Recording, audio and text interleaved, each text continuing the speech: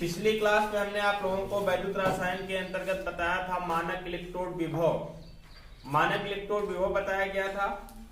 मानक इलेक्ट्रोड विभव के साथ में हमने बताया था मानक हाइड्रोजन इलेक्ट्रोड। मानक हाइड्रोजन इलेक्ट्रोड किसे कहा जाता है हमने बताया था। प्लेटिनम धातु की क्षण को 1 मोलर हाइड्रोजन आयन सांद्रता के विलयन में 1 एटमॉस्फेयर दाब पर डुबोया जाता है तो जो इलेक्ट्रोड प्राप्त होता है उसे हम क्या कहते हैं, मानक हाइड्रोजन इलेक्ट्रोड कहते हैं। मानक हाइड्रोजन इलेक्ट्रोड के बारे में बताया था कि हमने कि उसका मानक इलेक्ट्रोड विभव कितना मान लेते हैं, स्वेच्छा से प्लस माइनस 0.00 इलेक्ट्रॉन वोल्ट मापते हैं। कहीं से मापा नहीं गया है, वो वैज्ञानिकों के द्वारा स्वेच्छा से उसका माप कर लिया गया है कि इसका मानक इलेक्ट्रोड विभव कितना होगा, 0.000 इलेक्ट्रॉन वोल्ट होगा। ये चीजें आपको बता दी गई थी। अब देखिए, किसी भी धातु का इलेक्ट्रोड विभव मापने के लिए हम किसका प्रयोग करेंगे, मानक हाइड्रोजन इलेक्ट्रोड का प्रयोग करेंगे। मानक हाइड्रोजन इलेक्ट्रोड का प्रयोग करेंगे। क्यों प्रयोग करेंगे, आपको पता होना चाहिए कि किसी भी चीज को मापने के लिए सापेक्षता की आवश्यकता होती है। बिना सापेक्षता के किसी भी चीज को मापा नहीं जा सकता है। जैसे आपको पता होना चाहिए, कोई गतिमान वस्तु है, कोई गतिमान गाड़ी है या कोई भी चीज है जो गतिमान है, वो किसके सापेक्ष गतिमान है, ये माना जाएगा कि जो वस्तु स्थिर है उसके सापेक्ष माना जाएगा कि इसके सापेक्ष क्या है, ये गतिमान है ना। जैसे दो ट्रेनें हैं और दोनों ट्रेन एक ही दिशा में जा रही हैं, एक ही दिशा में, दोनों की स्पीड सेम है, 40 किलोमीटर पर हावर्स इसकी भी स्पीड है और 40 किलोमीटर पर हावर्स इसकी भी स्पीड है। एक व्यक्ति यहां बैठा है तो एक व्यक्ति यहां बैठा है। अब इस व्यक्ति ए के सापेक्ष बी व्यक्ति क्या है, स्थिर है। क्यों, क्योंकि ए के सापेक्ष बी की स्थिति में कोई परिवर्तन नहीं हो रहा है और बी के सापेक्ष ए क्या है, स्थिर है, क्योंकि इसके सापेक्ष इसमें कोई परिवर्तन नहीं हो रहा है। ये हो रहा है कोई परिवर्तन, जब इसके सापेक्ष इसका कोई परिवर्तन नहीं हो रहा है, जिसका मतलब है कि ए के सापेक्ष ना तो बी गतिमान है, बी के सापेक्ष ना तो ए गतिमान है कि नहीं। लेकिन अगर यहीं पर कोई पोल हो, यहीं पर कोई पोल हो बड़ा सा और वो स्थिर है, पोल स्थिर है, पोल का मतलब स्थिर होगा, तो इसके सापेक्ष ये क्या है, गतिमान है, और इसके सापेक्ष बी ए भी क्या है, गतिमान। तो किसी भी चीज को मापने के लिए किसकी आवश्यकता होती है, सापेक्षता की आवश्यकता होती है। तो किसी भी धातु का इलेक्ट्रोड विभव मापने के लिए, किसी भी धातु का इलेक्ट्रोड विभव मापने के लिए किसकी आवश्यकता होगी, सापेक्षता की आवश्यकता होगी। और वो सापेक्षता लगाएंगे किसको, कौन सा लगाएंगे, मानक हाइड्रोजन इलेक्ट्रोड लगाएंगे, मोलर हाइड्रोजन इलेक्ट्रोड लगाएंगे। कैसे लगाएंगे, जिस धातु का इलेक्ट्रोड विभव हमें माप करना होगा, मानक इलेक्ट्रोड विभव ज्ञात करना होगा, उस धातु का इलेक्ट्रोड बना लेंगे। जैसे मान लीजिए हमें जिंक का इलेक्ट्रोड हमें ज्ञात करना है, जिंक धातु का मानक इलेक्ट्रोड विभव ज्ञात करना है, तो जिंक धातु का क्या बना लेंगे हम, पहले तो जानिए आप पढ़ क्या रहे, हमने बताया आपको पढ़ना क्या है, इलेक्ट्रोड विभव का मापन पढ़ना है ना। क्या पढ़ना है आपको, इलेक्ट्रोड विभव का क्या पढ़ना है, मापन। इलेक्ट्रोड विभव का मापन पढ़ना है ना। तो इलेक्ट्रोड विभव का मापन कैसे करते हैं, तो हमने बताया आप लोगों को सापेक्षता की आवश्यकता होती है। सापेक्षता के आधार पर इलेक्ट्रोड विभव का मापन किया जाता है। देखिए कैसे मापते हैं इसको, जैसे मान लीजिए जिंक धातु का इलेक्ट्रोड विभव माप करना है, जिंक धातु का इलेक्ट्रोड विभव माप करना है हमें, तो कैसे माप करते हैं, जिंक की क्षण को जिंक सल्फेट के विलयन में डब कर देते हैं। जिंक सल्फेट के विलयन में क्या कर देते हैं, डुबो देते हैं, ZnSO4 के विलयन में डुबो दिया जाता है और यहीं पर बगल में रख दिया जाता है किसको, मानक हाइड्रोजन इलेक्ट्रोड को रख दिया जाता है। किसको रख दिया जाता है, मानक हाइड्रोजन इलेक्ट्रोड को बना दिया जाता है यहीं पर।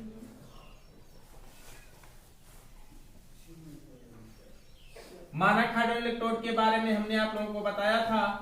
क्या होता है मानक hydrogen electrode? 1 molar hydrogen ion सांद्रता का विलयन होता है हाइड्रोजन गैस का 1 atm प्रेशर होता है, और यहां पर किसका? 1 मोलर हाइड्रोजन आयन का। हमने बनाया था एक दिन इस तरीके से, हाइड्रोजन गैस यहां पर रिलीज होगी, है ना? हमने बनाया था ना एक दिन। मतलब यहां पर होता है क्या? 1 molar active mass of H positive hydrogen ion सांद्रता का जलीय विलयन, और ये जिंक की क्षण है, जिंक सल्फेट के विलयन में डुबोया गया है, और इसका इलेक्ट्रॉन विभव पहले से हमने बताया स्वेच्छा से कितना मापा गया है? 0 ± 0.00 वोल्ट मापा गया है ना? अब क्या करते हैं, इस जिंक की क्षण का, तो जिंक का इलेक्ट्रोड को मानक हाइड्रोजन इलेक्ट्रोड के साथ पोटेंशियोमीटर के द्वारा क्या कर देते हैं? हम जोड़ देते हैं, और यहीं पर लगा देते हैं क्या? हम साल्ट ब्रिज लगा देते हैं, और साल्ट ब्रिज लगा करके बना लेते हैं क्या? एक गैल्वेनिक सेल। अब क्या बन गया? ये गैल्वेनिक सेल बन गया ना? गैल्वेनिक सेल बन गया कि नहीं? अब बताइए आप लोग, जब इसका पहले से ही 0 है तो जो पाठ्यांक पोटेंशियोमीटर बताएगा वो सिर्फ किसका पाठ्यांक होगा? जिंक का, जिंक इलेक्ट्रोड का पाठ्यांक होगा, क्योंकि इसका पहले से कितना है? 0 है। तो जिंक का इलेक्ट्रोड विभव मापा गया मानक हाइड्रोजन इलेक्ट्रोड के सापेक्ष। मापा गया कि नहीं मापा गया? अब कहेंगे कि सर ये बताइए चिन्ह कैसे? चिन्ह कुछ नहीं, ये एनोड होता है। कौन सा होता है? एनोड होता है। ये क्या हो जाता है आपका? कैथोड होता है।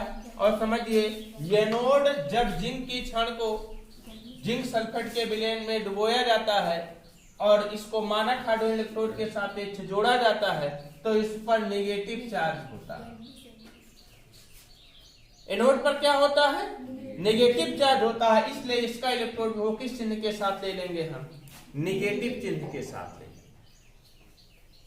समझ पाए कि नहीं?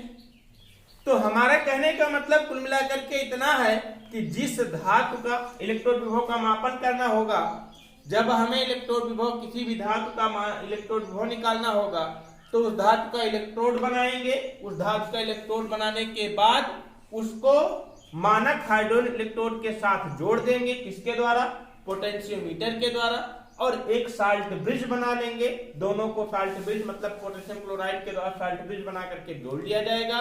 और एक क्या बना लिया जाएगा? आपका गैल्वेनिक सेल बना लिया जाएगा। और गैल्वेनिक सेल बनाने के बाद जो पोटेंशियोमीटर पाठ्यांक देगा वही उस धातु का क्या हो जाएगा? आपका इलेक्ट्रोड विभव हो जाएगा। क्यों वही धातु का इलेक्ट्रोड विभव हो जाएगा? क्योंकि पहले से हमें पता है कि मानक हाइड्रोजन इलेक्ट्रोड का इलेक्ट्रोड विभव स्वेच्छा से कितना है?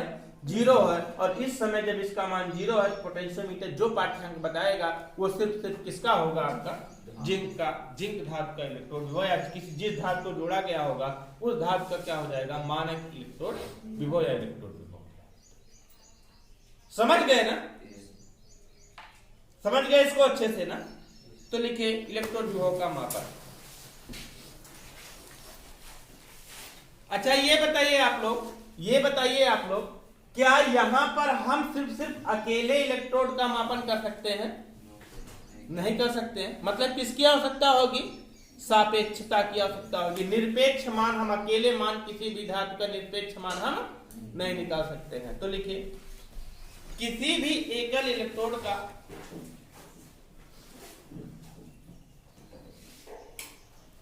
निरपेक्ष मान ज्ञात करना असंभव है। किसी भी इलेक्ट्रोड का निरपेक्ष मान ज्ञात करना असंभव है।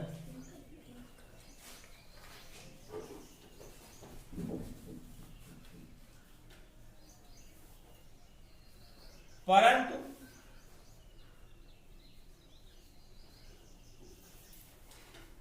दो इलेक्ट्रोडों से बने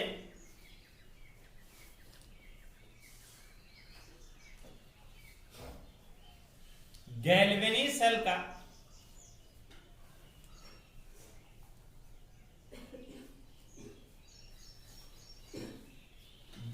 वाहक बल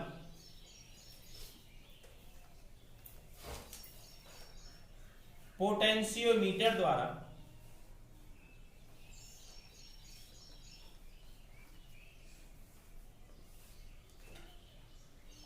मापा जा सकता है।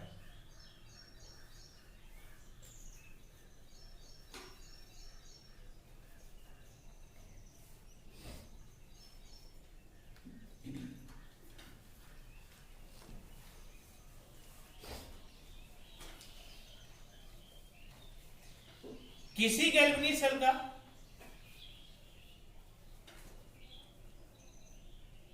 ईएमएफ इलेक्ट्रोमोटिव फोर्स या इसे कहा जाता है क्या, विद्युत वाहक बल।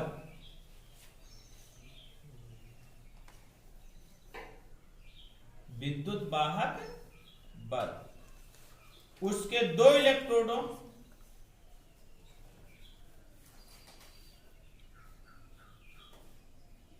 के विभवों का बीजीय अंतर होता है। दो इलेक्ट्रोडों के विभवों का बीजीय अंतर होता है।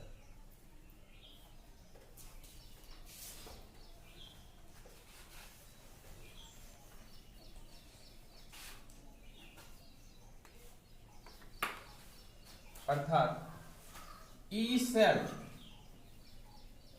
Equal to E cathode minus E anode.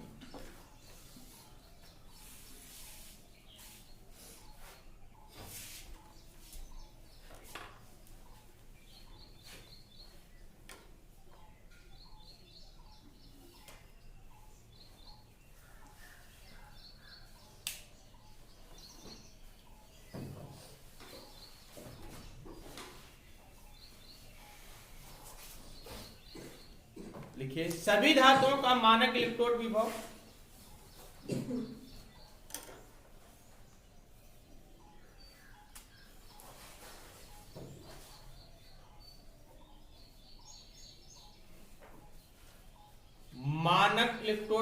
मानक हाइड्रोजन इलेक्ट्रोड के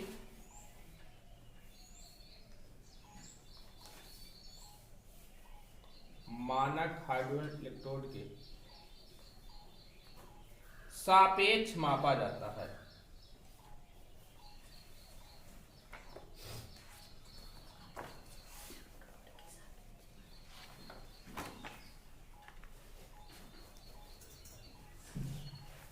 मानक हाइड्रोजन इलेक्ट्रोड का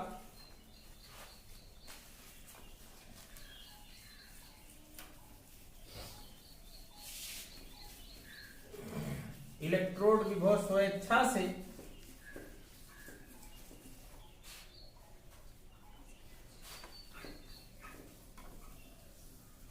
प्लस माइनस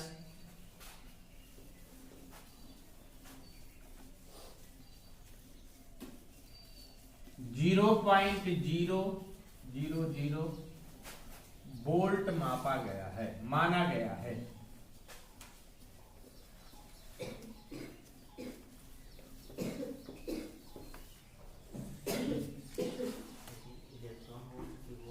वोल्ट लिखिएगा।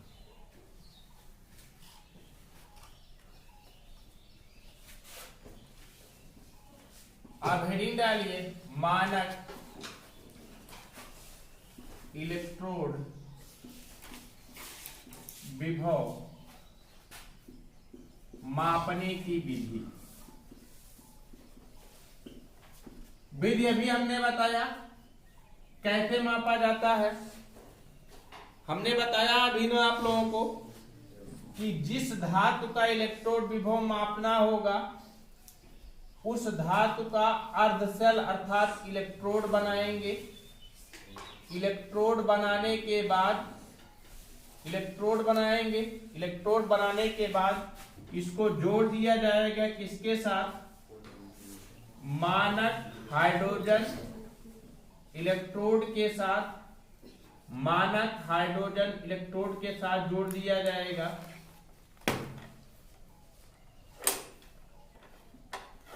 मानक हाइड्रोजन इलेक्ट्रोड के साथ जोड़ दिया जाएगा।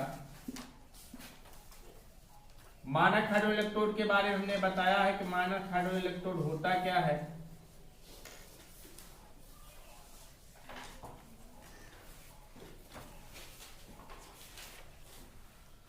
किसके साथ में जोड़ा जाएगा? पोटेंशियोमीटर के द्वारा जोड़ा जाएगा। और इन दोनों अर्धसेलों को पूर्ण सेल बनाने के लिए साल्ट ब्रिज के माध्यम से हम इसको क्या कर देते हैं? जोड़ देते हैं। और तब जा करके आपका एक क्या बन जाता है? गैल्वेनी सेल बन जाता है।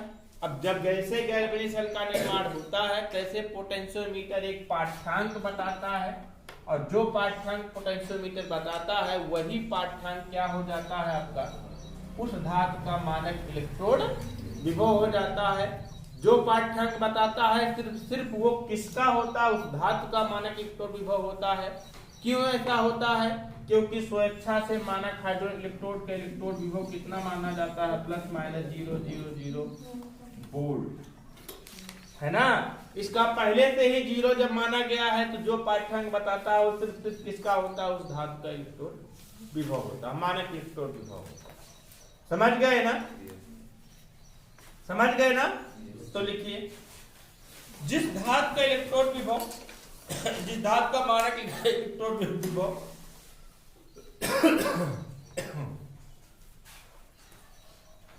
जिस धातु का मानक इलेक्ट्रोड विभव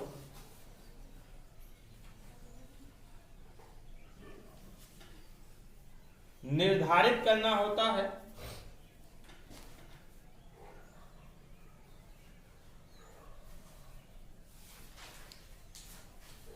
उसे सांद्रता और ताप की मानक परिस्थितियों में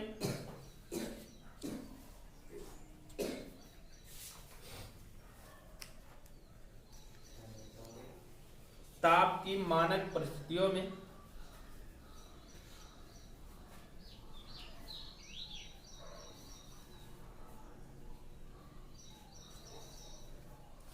साल्ट ब्रिज द्वारा, साल्ट ब्रिज के भीतर क्या भरा होता है?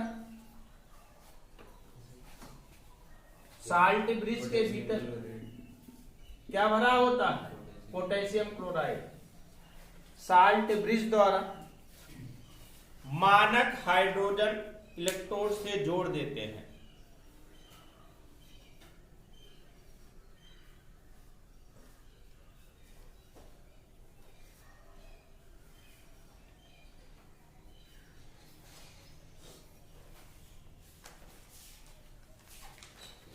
और प्राप्त गैल्वेनी सेल का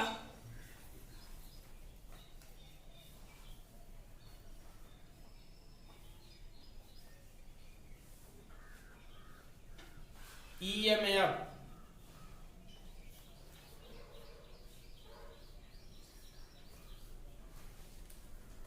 पोटेंशियोमीटर या वोल्टमीटर द्वारा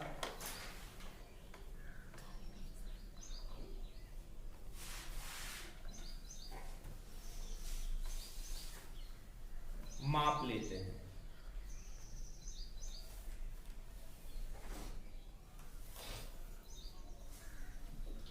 इस सेल का जो EMF होता है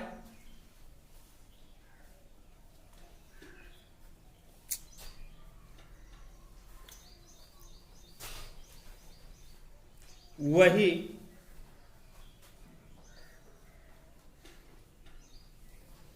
उस धातु का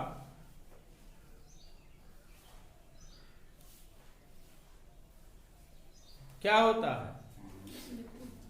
मानक इलेक्ट्रोड विभव होता है।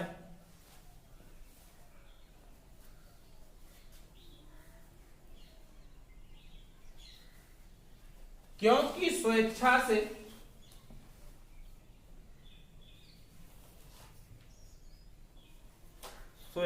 से मानक हाइड्रोजन इलेक्ट्रोड का इलेक्ट्रोड विभव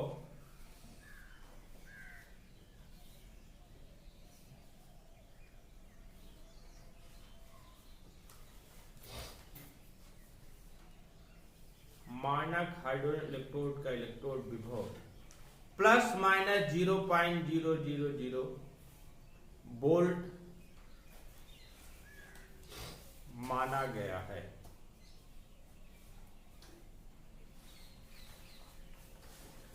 प्लस माइनस 0.000 वोल्ट माना गया है। इसको बना लीजिए आप लोग साफ साफ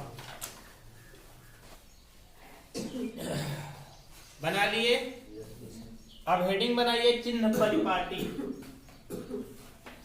चिन्ह परिपाटी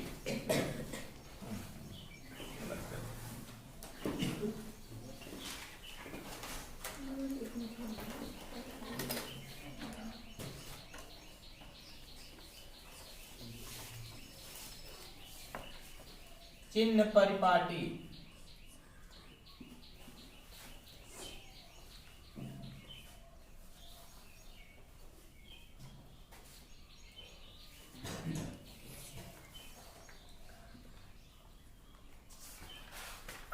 देखिए, धातुओं के मानक इलेक्ट्रॉन विभव, किसी किसी धातु का मानक इलेक्ट्रॉन विभव ऋणात्मक चिन्ह के साथ होता है, किसी किसी धातु का मानक इलेक्ट्रॉन विभव धनात्मक चिन्ह के साथ होता है। जैसे जिंक धातु का मानक इलेक्ट्रॉन विभव ऋणात्मक चिन्ह के साथ होता है।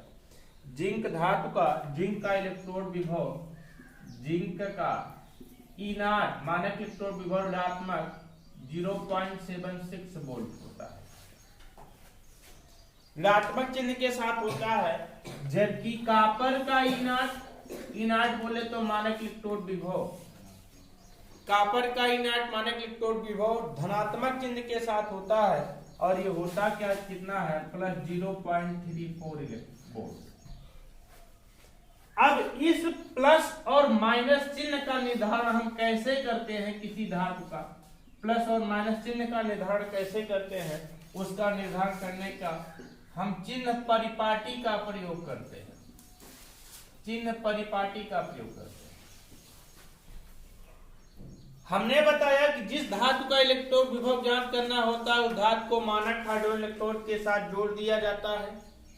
जोड़ने के बाद पोटेंशियोमीटर के द्वारा पाठ्यांक पढ़ लिया जाता है। जो पाठ्यांक आता है तो पोटेंशियोमीटर सिर्फ ये बताएगा ना कि माइनस और पॉजिटिव बताएगा, निगेटिव पॉजिटिव बताएगा। यदि जिस धातु का मानक इलेक्ट्रोड विभव हमें ज्ञात करना है उस धातु का मानक इलेक्ट्रोड विभव ज्ञात करते समय देखते हैं कि यदि ये एनोड है, क्या है, ये तो एनोड होता ही है, और ये क्या है आपका कैथोड है, क्या है, कैथोड है, और ये ऋण ध्रुव आता है, ये नोड होता है और ऋण ध्रुव आता है, तो इसको हम किस चिन्ह के साथ ले लेते हैं, ऋणात्मक चिन्ह के साथ ले लेते हैं। जैसे यदि हम जिंक की क्षण को जिंक सल्फेट के विलयन में डुबोते हैं, जिंक की क्षण को जिंक सल्फेट के विलयन में डुबोते हैं तो ये बन जाता है क्या आपका एनोड, और ये क्या बन जाता है आपका कैथोड। तो ये नोड बनने के कारण इस पर कौन सा चार्ज होगा, नेगेटिव चार्ज होगा। इसलिए इसका पोटेंशियोमीटर के पाठ्यांक को किस चिन्ह के साथ लेंगे, हम नेगेटिव ऋणात्मक चिन्ह के साथ ले लेंगे, है ना। इसलिए इसका इलेक्ट्रोड विभव ऋणात्मक हो जाएगा। बट अगर यहीं पर हम देख लें, आपको जैसे यहाँ पर जिंक ना लगा करके क्या लगा दे, कॉपर लगा दे, क्या लगा दे, कॉपर लगा दे, और कॉपर सल्फेट के विलयन में डुबो दे, CuSO4 के विलयन में डुबो दे, कॉपर लगा करके कॉपर सल्फेट के विलयन में डुबो दे, तो ये बन क्या जाता है, कैथोड बन जाता है। क्या बन जाता है, कैथोड बन जाता है। और ये क्या बन जाता है आपका, एनोड बन जाता है। क्या बन जाता है, एनोड। और ये नोड बन जाएगा, इस पर ऋण चिन्ह हो जाएगा, इस पर कौन सा हो जाएगा, धन चिन्ह हो जाएगा। तब इसके इलेक्ट्रोड विभव को हम किस चिन्ह के साथ लेंगे, पॉजिटिव के साथ लेंगे। तो इसका मानक इलेक्ट्रोड विभव किस चिन्ह के साथ हो जाएगा, आपका पॉजिटिव चिन्ह के साथ हो जाएगा। समझ गए ना। मतलब कि जिस धातु का मानक इलेक्ट्रोड विभव ज्ञात कर रहे हैं उस धातु का मानक इलेक्ट्रोड विभव पर हम देखते हैं कि कौन सा बन रहा है, कौन सा ध्रुव बन रहा है। अगर वो एनोड बन रहा है तो किस चिन्ह के साथ लेंगे, हम नेगेटिव के साथ लेंगे। कैथोड बन रहा है तो किस चिन्ह के साथ, पॉजिटिव के साथ। समझ रहे हैं ना। तो लिखिए चिन्ह परिपाटी, लिखिए किसी इलेक्ट्रोड को मानक परिस्थितियों में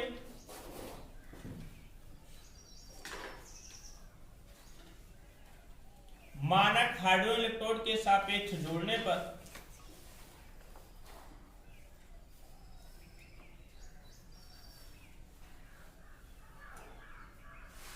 मानक हाइड्रोजन इलेक्ट्रोड के सापेक्ष जोड़ने पर बने गैल्वेनिक सेल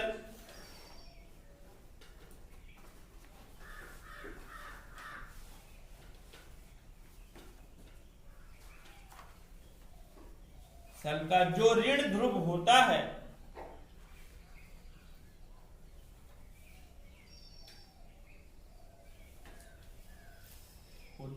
उसके इलेक्ट्रोड विभव को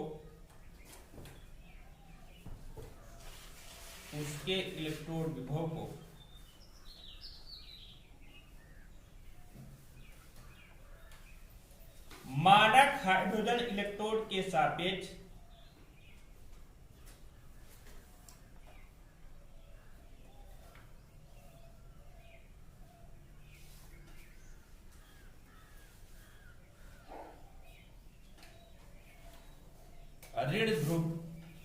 ऋण चिन्ह दिया जाता है।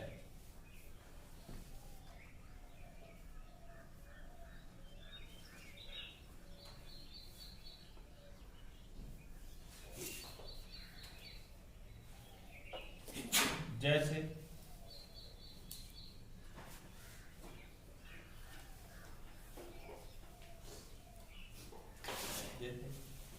जिंक इलेक्ट्रोड को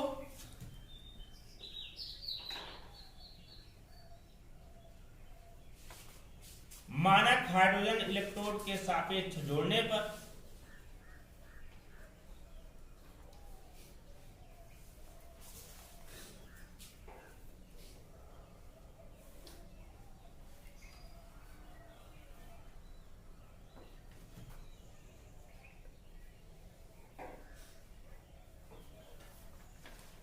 बने गैल्वेनिक सेल का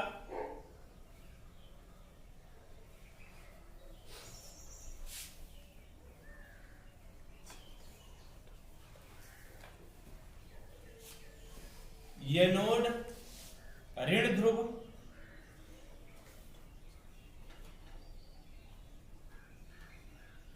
और कैथोड धन ध्रुव होता है।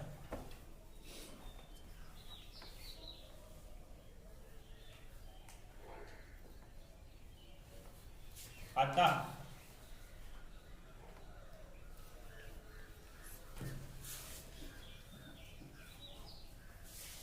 जिंक का मानक इलेक्ट्रोड विभव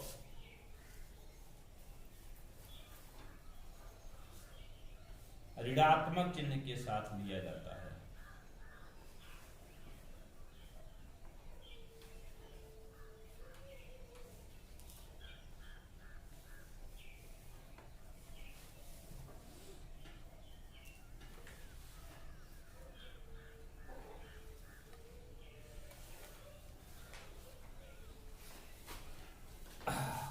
अब आगे आपको पढ़ना है मानक इलेक्ट्रोड विभव के अनुप्रयोग। जो किसी भी धातु का मानक इलेक्ट्रोड विभव निकाला जाता है, हम इसको निकाल क्यों रहे हैं भाई? जिंक का निकाला, कॉपर का निकालेंगे, आयरन का निकालेंगे, लिथियम का निकालेंगे, पोटेशियम का निकालेंगे, सोडियम का निकालेंगे, बहुत सारी धातुएं होंगी। सभी धातुओं का मानक इलेक्ट्रोड विभव इस तरीके से आएगा कि नहीं आएगा? तो इस धातु का इलेक्ट्रोड विभव जो निकाल रहे हैं, इसका कहां कहां उपयोग है? इस धातु के इलेक्ट्रोड विभव का, धातुओं के मानक इलेक्ट्रोड विभव जो निकाल रहे हैं, इसका उपयोग कहां कहां है, उसके बारे में हम पढ़ेंगे। मानक इलेक्ट्रोड विभव का अनुप्रयोग कल बताते हैं।